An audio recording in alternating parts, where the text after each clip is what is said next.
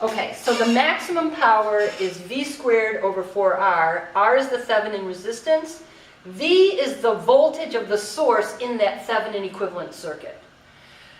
I now remember that I was going to mention, well, why do I give it a subscript OC instead of VS, the voltage of the source? And it's because in the Thevenin equivalent circuit, the voltage source, the value of that voltage source, is equal to the value of the voltage at the two terminals that you're taking the equivalent circuit of when it's open. So it's often referred to as the open circuit voltage. But it's the open circuit voltage at the terminals that you're looking at the thing from. So in this case, A and B.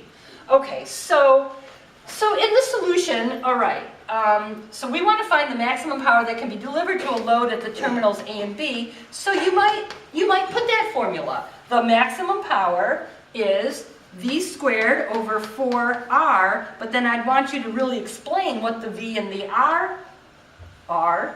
So the subscripts will help. VOC and RT make me start thinking of a Thevenin equivalent circuit, but it might be nice to actually explicitly say that. So where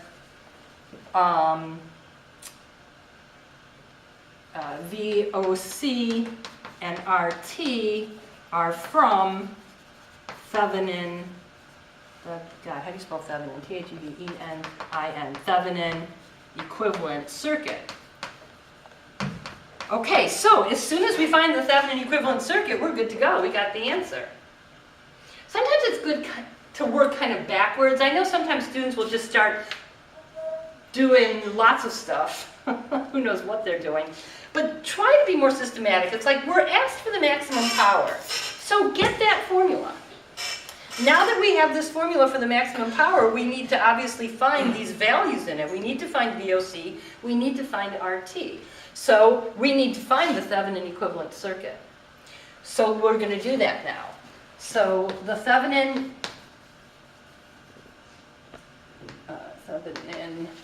circuit looks like this. And so I want to see a picture of it.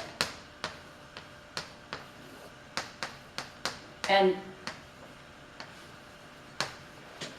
this A and B corresponds to these terminals A and B. So what I'm saying is that this circuit is equivalent to this one as long as I get the right values for VOC and RT. So now we have to remember how to get those values. Okay, so there's a recipe. There really is a step-by-step procedure. Now, it matters when you look at the circuit. Okay, by the way, we are looking at it from the terminals A and B, so I kind of like to show a person.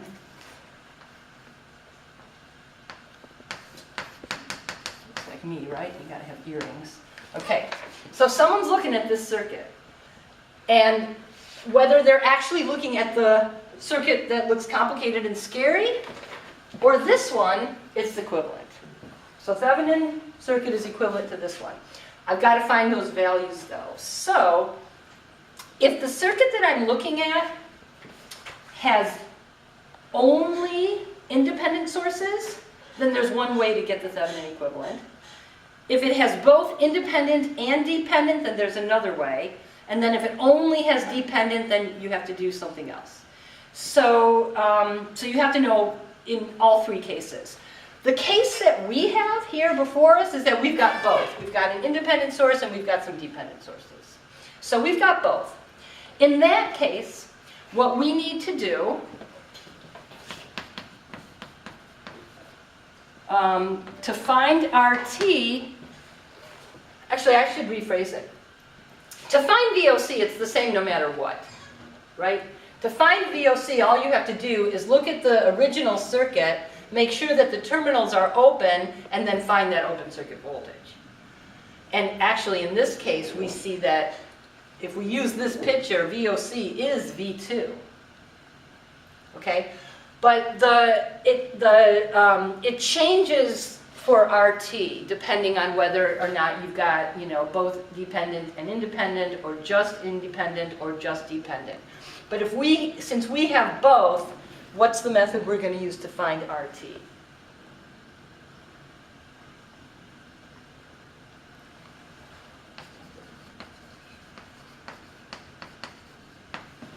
We need both VOC and something called ISC, because this is how we can calculate it.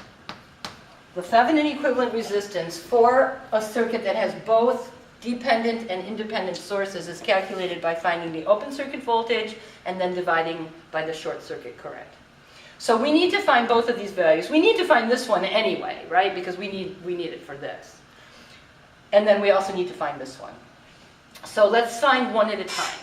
And I want to warn you that finding VOC is usually pretty straightforward. Students can do that. But then when you go to try to find ISC, they tend to fall down. And the reason they fall down is they try to use the same picture that they use to find the open circuit voltage, and you can't. You've got to draw a new picture, because it's a totally different problem.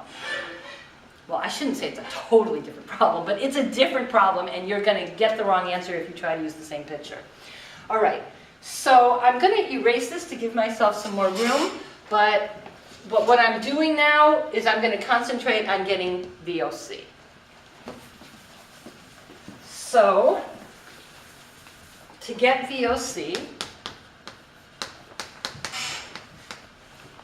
what I'm going to do is I'm going to use the original picture here. And I'm just going to say it. I could draw it again, just to really make it clear, but I'm going to be a little bit lazy here, and I'll just state it. So to get VOC, I will use that picture.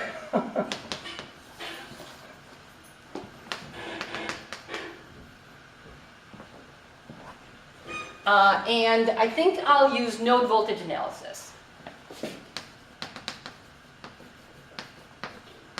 Okay, so it is probably more than maybe what you do on your homework when you solve these problems, but please do this. I need to know what you're doing. If I don't know what you're doing, I can't give you credit.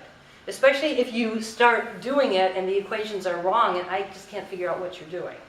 Saying something like this, I look at it and I'm like, oh, that person knows what they're doing. And then I'll give you lots of points. So, all right, so here's my picture. I'm going to use node voltage analysis. Okay, node voltage analysis. I love node voltage analysis because all I have to do is those 5 steps, which I remember by do like the Super Kaufman or like the Super Keith. Did you see that in my notes? So, do like the Super, I'll say Keith.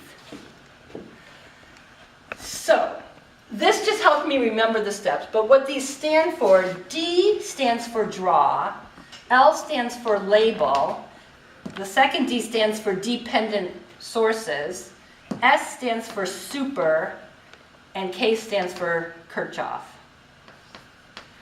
Now, since it's node voltage analysis, I'm going to be looking for super nodes, and I'm going to be using Kirchhoff's current law. If it were mesh current analysis, it would be similar steps, but we'd be looking for super meshes and doing Kirchhoff's voltage law. So, but pretty much it's the same kind of steps for both methods.